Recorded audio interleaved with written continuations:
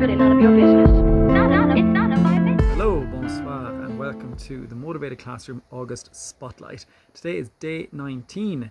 Another day, another interview. It is episode 101 with the wonderful Dr. Eowyn Crisfield.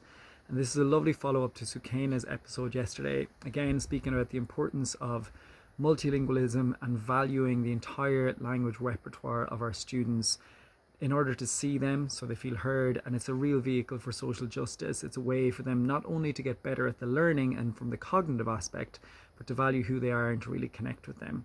So she started off with some really lovely stuff. She said, I think the most important point to make is that languages are not about market value.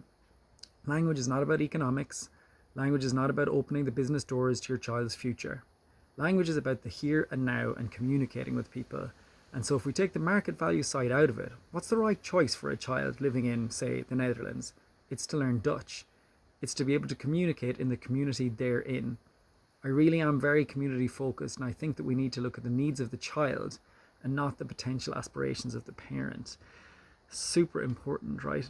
And of course, the irony here as well is that there's so much research now on when we uphold and support and allow students to have contact and use of their home language, this helps them across all areas of their learning, but especially with language acquisition. And in terms of classroom practice, like Eowyn just made a few really nice points that I'd like to address. So one of them here, she says, the straightforward answer about what we can do in the classroom really is if we can make space in the language class for children's other languages without compromising the input we're giving them. What we know from research on foreign language teaching and learning and translanguaging or use of home languages is that it can make a difference in vocabulary acquisition and in understanding complex grammatical structures. It's important, and that can happen in really very small amounts in the classroom.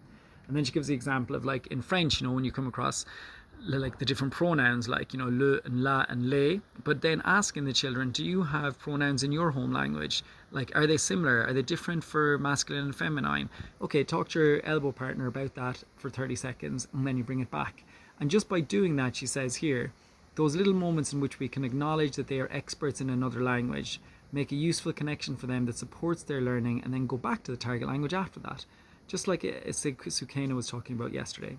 And then she spoke about then the importance of a little activism goes a long way, and the fact that if we don't try and stand up for other languages around the world, and if we just allow English to be the dominant language, then we're going to lose all of that lovely connection, that history, that culture, and we're going to lose those languages quickly.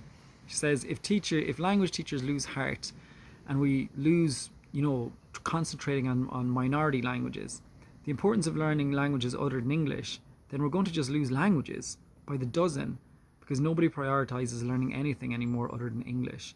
And that's just so important because they come with such deep cultural and historical aspects to them. But really, as she said, it's about connection and communication with other people. And that's what she says here at this last part. She said, language is about communication and connection. All the rest of it, the grammar, the spelling, they are important, but only in the service of communication and connection. So I think we really need to look at how we teach languages to make sure that those are our priorities. She says, I'm a big advocate of teaching grammar. Absolutely. But we can teach grammar in the service of communication and connection. I love that. We don't teach grammar in an isolated bubble. That's what turns students off of all ages. Don't be afraid to make a little noise, because languages are central to being human. They're central to the human condition, to our identity, to the way we interact, and to who we interact with.